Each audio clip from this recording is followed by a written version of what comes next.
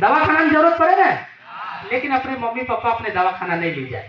सीधा घर में जाए ना, डब्बो खोले ना, चोखा लेने कहा जाए, सीधा बुआ भगत पास जाए ना, तो बुआ भगत तू करे पहले चोखा में जोई ले, पची कहे तारे बाजू वाली डाकन से जाओ घरे लड़ मरो, एक कहे ना पाचो पीची लाखे, पीची लाखवा से कहीं ताव उतरी जाए,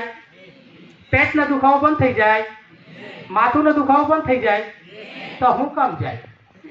आटला मोटा मोटा दवाखाना से तो दवाखाना में जाओ ना।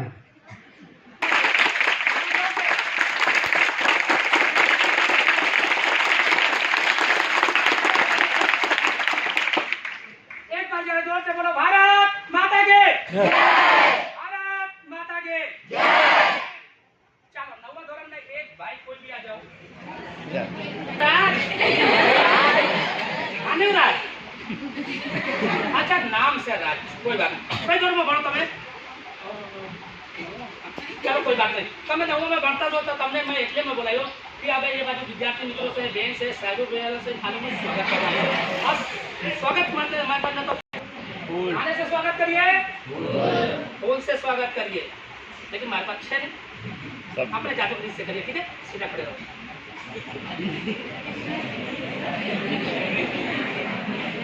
विद्यार्थी मित्र हमारे पास एक लाकड़ी से एक खाली पाइप से देखा है ना तुमने, तो मैं ताजो बड़ा ये भाई फूक मारते ताजो बड़ा चालू रखो।